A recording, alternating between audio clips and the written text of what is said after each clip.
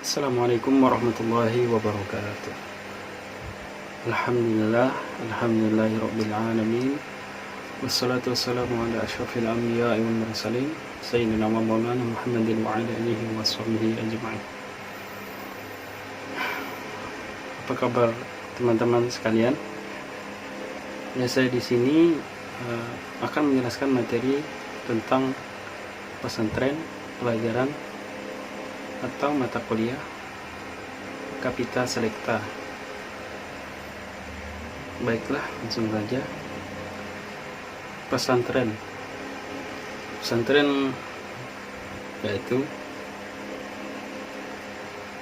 merupakan lembaga yang berbasis masyarakat dan didirikan oleh perseorangan, yayasan, organisasi masyarakat Islam atau masyarakat yang menanamkan keimanan dan ketakwaan kepada Allah SWT, menyemaikan akhlak mulia serta memegang teguh ajaran Islam rahmatan lil alamin, yang tercermin dari sikap rendah hati, toleran, keseimbangan, moderat, dan nilai luhur bangsa Indonesia lainnya melalui pendidikan, dakwah Islam, keteladanan, dan pemberdayaan masyarakat dalam kerangka negara kesatuan Republik Indonesia.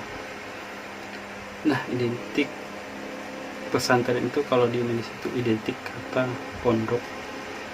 Nah, apa itu pondok? Pondok berasal dari bahasa Arab punduk, yang berarti penginapan, asrama, atau wisma sederhana, karena pondok memang sebagai tempat penampungan sederhana dari para pelajar atau santri yang jauh dari tempat asalnya. Dan istilah pondok pesantren ini mulai dikenal pada periode abad ke-13 sampai 17 Masehi dan dikenal di Jawa pada abad ke-15 sampai 16 Masehi. Nah, di Indonesia ada Undang-Undang Nomor 18 Tahun 2019 tentang pesantren. Itu merupakan kesepakatan bersama dengan melibatkan pihak yang mewakili komunitas pesantren, yang masing-masing telah memvalidasi rumusan norma hukum secara optimal sesuai dengan karakteristik dan kekhasan pesantren. Ada beberapa karakteristik pesantren secara umum. Yang pertama, pondok pesantren tidak menggunakan batasan umur bagi santri-santrinya. Nah, jadi setiap yang ingin belajar atau pondok pesantren itu di Indonesia secara umumnya tidak dibatasi dalam masalah umur. Tapi pada umumnya yang biasa masuk ke pondok pesantren itu adalah muda budi yang disekolahkan oleh orang tuanya.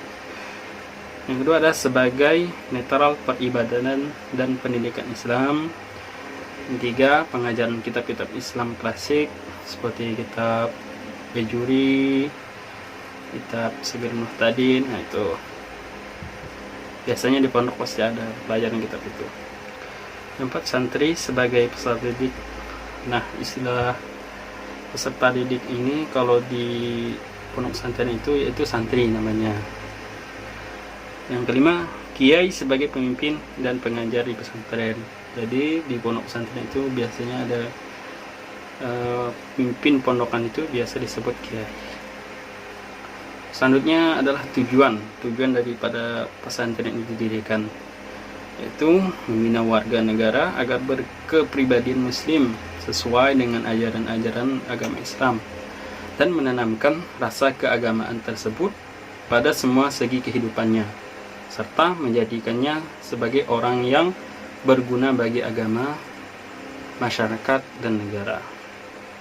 Adapun tujuan khusus pesantren diantaranya itu adalah mendidik siswa atau santri anggota masyarakat untuk menjadi seorang muslim yang bertakwa kepada Allah SWT, berakhlak mulia, memiliki kecerdasan, keterampilan, dan sehat lahir batin sebagai warga negara yang berpancasila.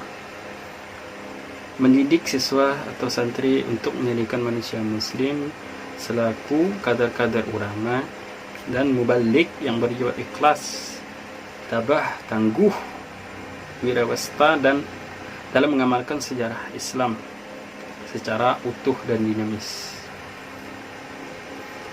Oke, selanjutnya ada pendapat Amin Rais yang mengungkapkan bahwa dalam mekanisme kerjanya sistem yang ditambahkan pondok pesantren yang mempunyai keunikan atau dibandingkan dengan sistem yang diterapkan dalam pendidikan pada umumnya. Yang pertama adalah memakai sistem tradisional yang mempunyai kebebasan penuh dibandingkan dengan sekolah modern, sehingga terjadi hubungan antara arah santri dan kiai. Yang kedua, kehidupan di pesantren menampakkan semangat demokrasi karena praktis bekerja sama mengatasi problem non kurikuler mereka. Nah, biasanya kalau di pondok itu ada hari-hari tertentu mereka melakukan gotong royong. Nah, itu adalah contoh sosialisasinya ada, kelihatan banget. Yang ketiga, para santri tidak mengidap penyakit simbolis, yaitu perolehan gelar dan ijazah. Nah, biasanya kan kalau di sekolah luar-luar atau sekolah luar, tujuan utamanya itu ijazah supaya mendapat kerja. Nah, biasanya kalau di pondok pesantren ini, tujuan niat awalnya memang ingin belajar Islam, ingin memperdalami Islam supaya menjadi orang yang berguna di akhirat dan ya usaha untuk masuk surga.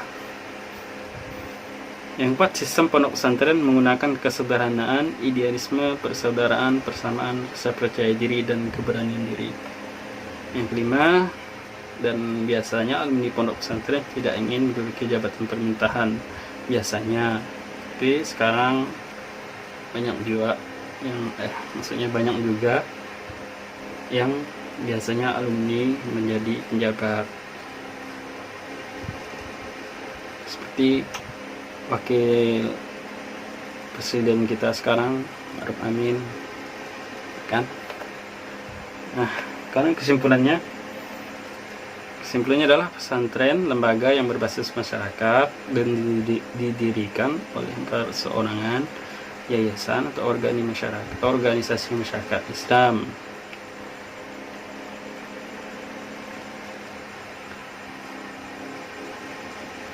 Dan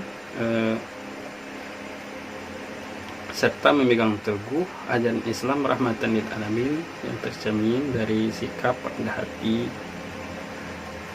Dan sistem pendidikan pondok pesantren dapat diartikan serangkaian komponen pendidikan dan pengajaran yang saling berkaitan yang menunjang pencapaian tujuan yang telah ditetapkan oleh pondok pesantren.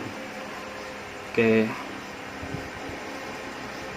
demikian yang materi yang bisa saya sampaikan. Saya mohon maaf apabila ada kesalahan dalam penyampaian saya. Tidak ada manusia yang sempurna di dunia ini. Assalamualaikum warahmatullahi wabarakatuh.